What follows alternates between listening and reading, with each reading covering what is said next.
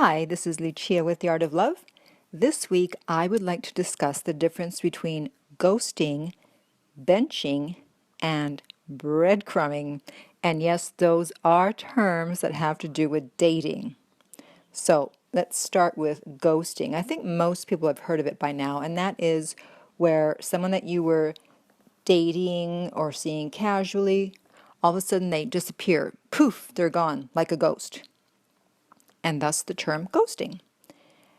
And the reason for that can either be that they're done with you, they don't want to see you anymore, and they don't want to do a formal breakup, so they just disappear, or they're very angry with you about something, and so they want to hurt you as much as possible. And one of the things that's most painful is to just disappear, to just ghost someone. So they want to get back at you for something. And so what do you do if you find that you have been ghosted? The person you were seeing disappeared. Well, there's really nothing you can do. They chose to just walk away, to leave you alone, and so you have to accept it and just move on. I know you probably don't want to because you're wondering what happened, what's going on, but if they're going to be that rude, that careless with your feelings, why would you want them in your life? So if someone just walks away, say, fine, good. I'll go on and find someone much better for me. Okay, so the next one is benching.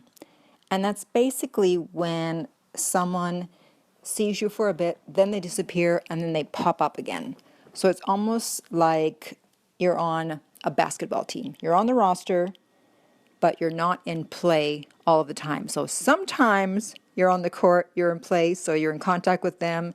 They text you, they call you, they see you, and then they bench you. You're not in the game, you're not playing, they're not calling you, they're not seeing you.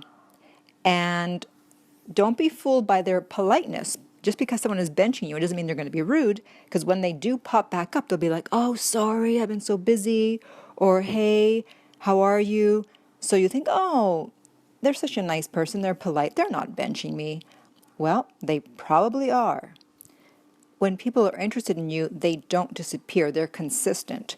And so if someone is benching you, it's because they want to keep their options open. Their attitude is, well, why close the door if I don't have to? So they want to keep you hanging on, but they don't necessarily want to see you all the time because they might be busy with someone else or several someone else's.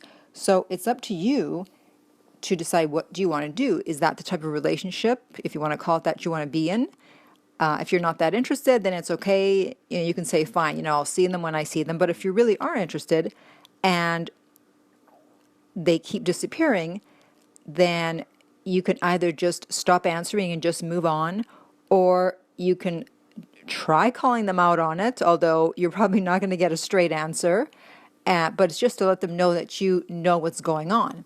And you can just basically say, hey, that's great. I know you don't have a lot of time, blah, blah, blah, but this is not what I'm interested in. So if this is how it's going to go, then this isn't going to work for me. So at that point, they either need to step up and show that they are interested, or they know that eventually you're going to move on. So it kind of puts them on notice.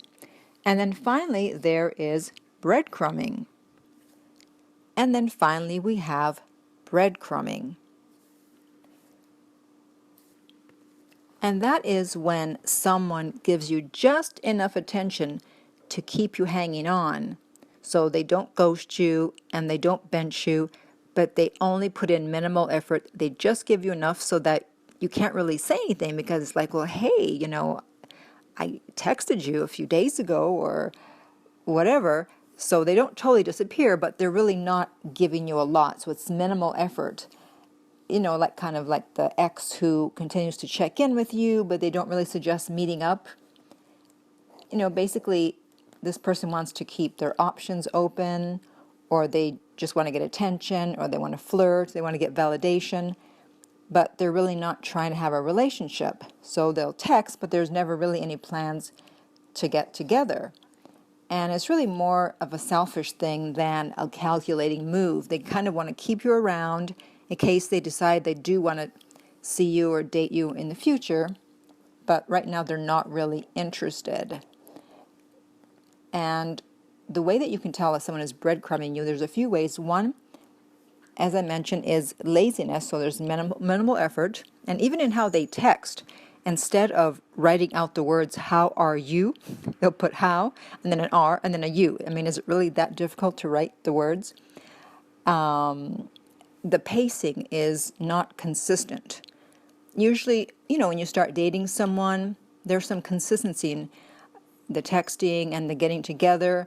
But if you're not really sure when you're going to hear from them again, if you're not really sure when you're going to see them again, then the pacing is inconsistent. So that might be a sign of breadcrumbing.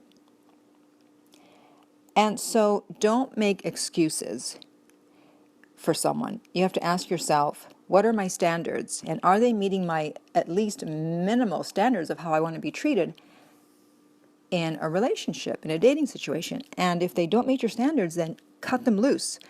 These days, there's so many people out there, so many ways to meet people, that there really is no excuse for putting up with someone who is not treating you right. Because if they can't see your worth and your value right off, you shouldn't have to prove it to them, because they know right away.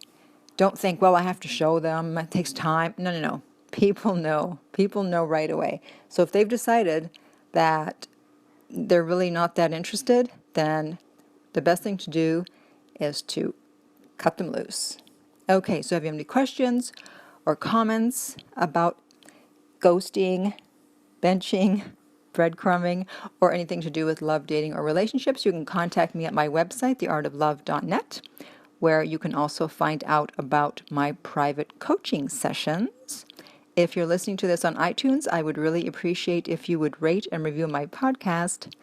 And finally, remember that love inspires, empowers, uplifts, and enlightens.